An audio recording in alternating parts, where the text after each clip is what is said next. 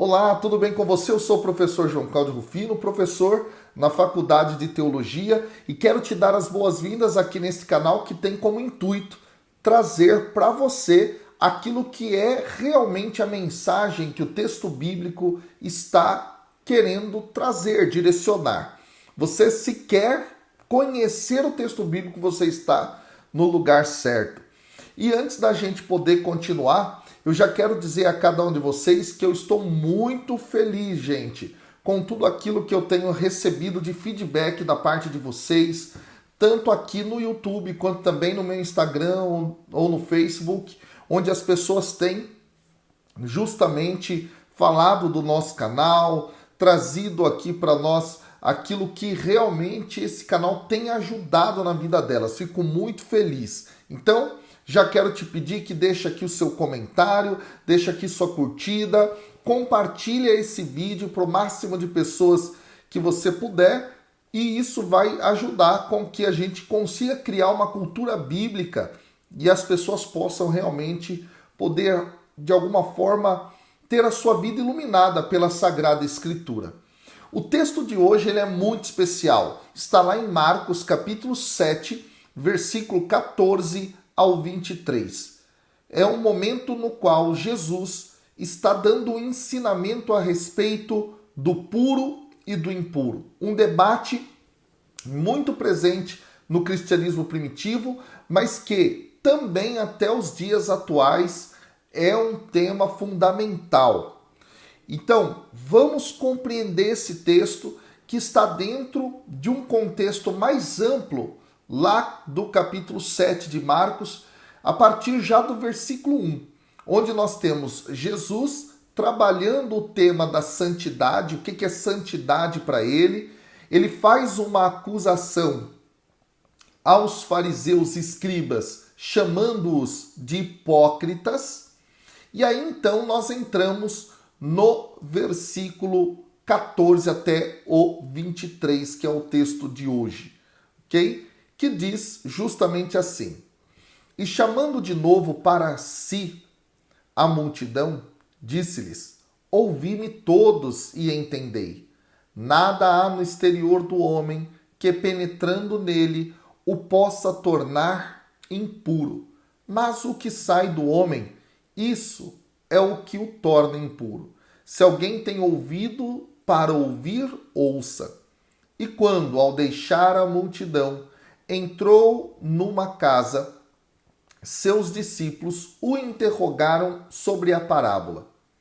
E ele disse-lhes: Então, nem vós tendes inteligência?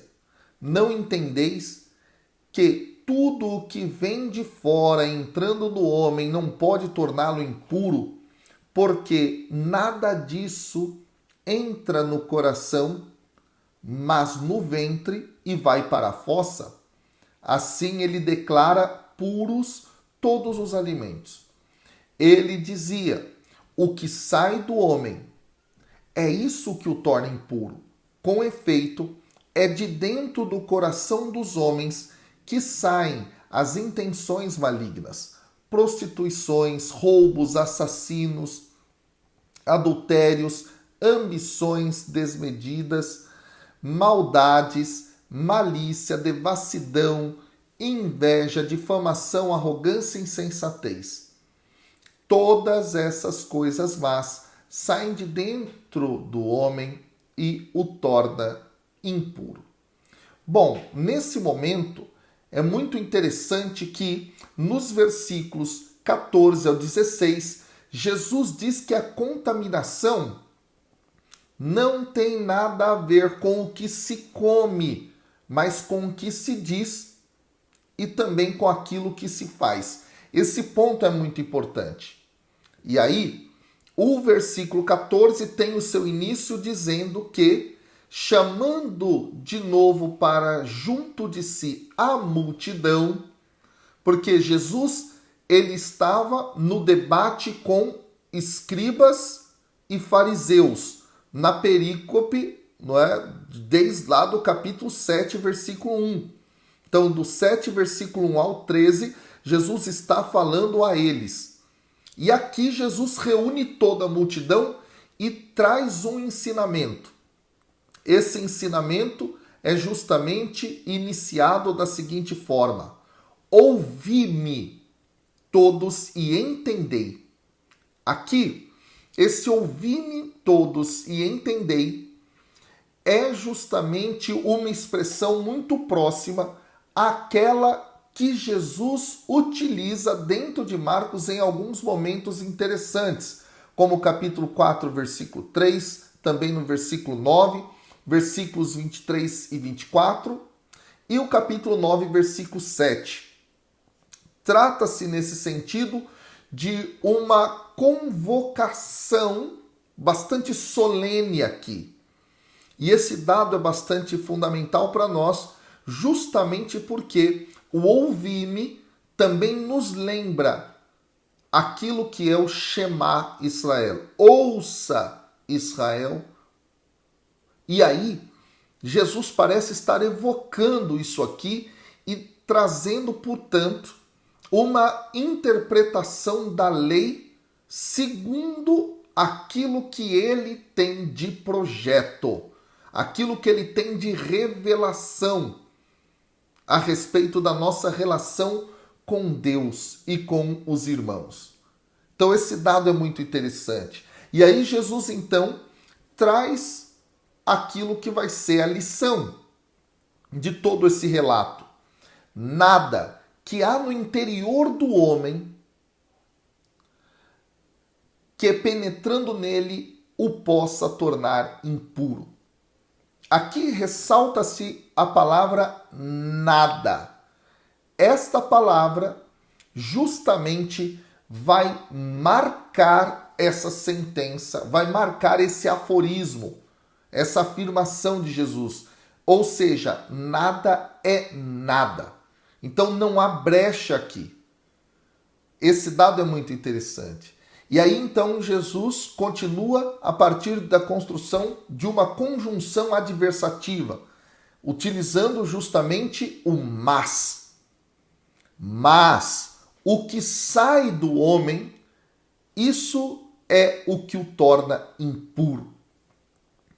Veja, aqui Jesus está justamente dizendo que toda a questão alimentícia era um tabu dentro do judaísmo e que alguns acreditavam que era justamente aquilo que se comia fora da lei que tornava o homem impuro.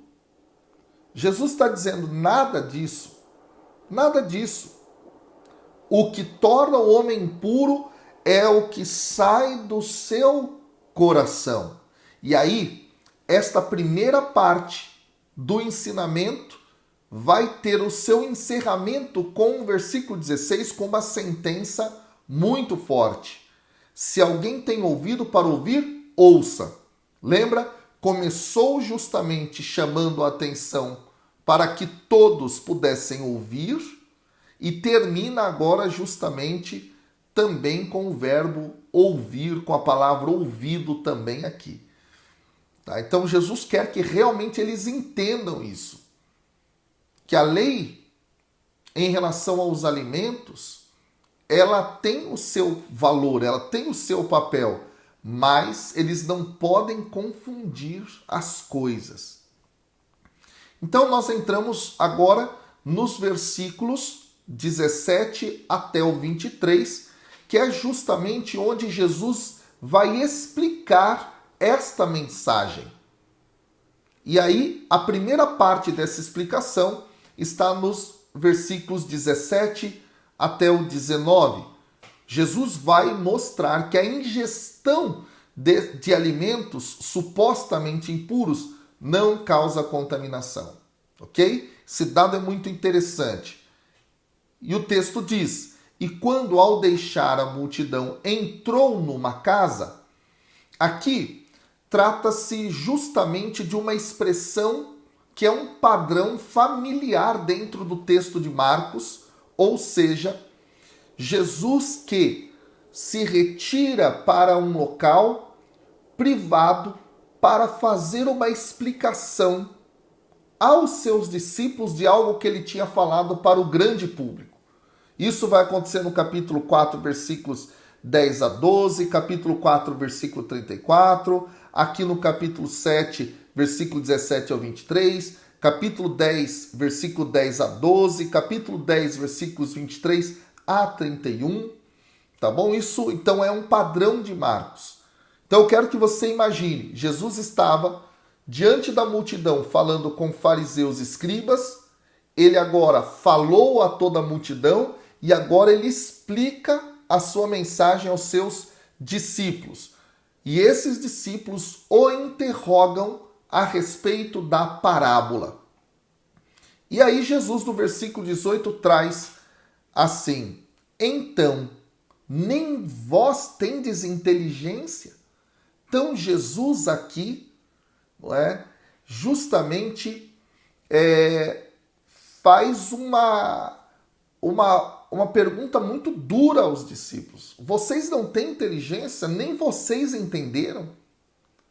E é muito interessante que a última vez que os discípulos apareceram de forma aberta dentro da narrativa de Marcos foi lá no capítulo 6, versículo 52, onde justamente o texto também mostra que os discípulos não tinham entendido, não é, as questões relacionadas justamente, pessoal, àquela questão dos pães e assim por diante. Esse dado chama bastante a nossa atenção, não é? Então, os discípulos não tinham entendido o milagre dos pães. E o texto lá fala que o coração deles estava endurecido. Então aqui, os discípulos também não entenderam. E Jesus foi muito claro no que ele estava dizendo, percebe? Esse dado é muito interessante. E essa forma de fazer uma crítica, não é, a essa visão obtusa dos discípulos, isso está presente dentro da narrativa de Marcos, e nós chegaremos até a metade do Evangelho, lá no capítulo 8, no versículo 17, né, justamente com esse processo desses discípulos que não compreendem, que não entendem justamente o que Jesus estava querendo dizer, pois eles também, assim como fariseus e escribas, tinham um coração endurecido. Aí o texto continua: não entendeis que tudo o que vem de fora entrando no homem não pode torná-lo impuro?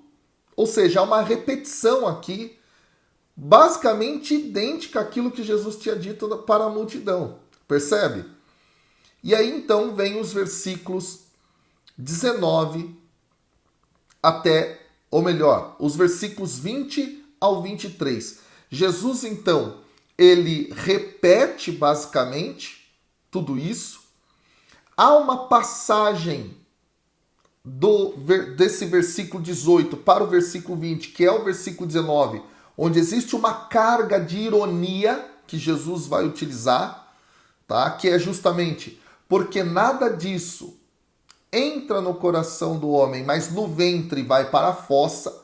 Jesus está dizendo escrachadamente aqui: o que a gente come vai para a fossa, né? Vira excremento. Essa é a ideia que ele está trazendo aqui, tá bom? E aí é feita essa passagem com essa ironia. Agora vem o versículo 20. Ele dizia: o que sai do homem é isso que o torna impuro. Então Jesus repete a mesma informação, basicamente com as mesmas palavras, tá? E aí olha só que dado interessante. Agora ele vai explanar um pouco mais isso. E ele vai dizer: com efeito, é de dentro do coração dos homens que saem as intenções malignas. E aqui é muito interessante o uso da palavra coração, porque coração é justamente o local onde, para a tradição bíblica, estão os pensamentos. Então, muitas vezes na nossa atualidade, coração é onde se encontram os sentimentos. Para a Bíblia é onde se encontram os pensamentos. E aí há uma enumeração: prostituições, roubos, assassinos, adultérios, ambições, maldades, malícia, devassidão, inveja, difamação, arrogância, insensatez. Há uma lista aqui, uma lista de vícios. E é muito interessante saber disso dentro do mundo helenístico ou greco-helenístico, ou melhor, greco-romano, tá? Você tem entre os pensadores moralistas listas que eles vão elaborar de virtudes e vícios. Aqui não é diferença. Não há diferença nesse sentido. E há um outro detalhe aqui bastante interessante, é que, embora essas listas não sejam frequentes no Antigo Testamento, no judaísmo do período de Jesus, isto era algo comum. Então nós teremos isso, por exemplo, no livro de 1º Enoque, por exemplo, no livro de Jubileus, no 4º livro de Macabeus, exatamente o que você ouviu, tá bom? 4º livro de Macabeus, na realidade são, portanto, 4 livros, só 2 estão na Bíblia católica, no caso, né? Depois os textos de Qumran vão trazer essas listas, e é muito interessante que nos evangelhos essa lista de vícios ela vai aparecer somente aqui e no paralelo desse texto lá no Evangelho de Mateus, no capítulo 15, versículos 18 a 19. Já Paulo, que se comunica muito com esse mundo greco-romano, em seus escritos ele coloca várias listas de vícios e virtudes. Nós encontramos isso em Romanos capítulo 1, versículos 29 a 31, Gálatas capítulo 5, versículo 19 a 20, primeira carta aos Coríntios capítulo 6, versículo 9 a 10, né? Primeira carta a Timóteo capítulo 1, versículos 9 e 10 também, segunda carta a Timóteo capítulo 3, versículos 2 a 4, tá bom? É muito interessante isso que está posto aqui, tá? Agora, no que essa lista de vícios de Marcos difere das listas tanto do judaísmo, daquele período no qual Jesus vive, quanto também das listas greco-romanas, né, ou helenísticas?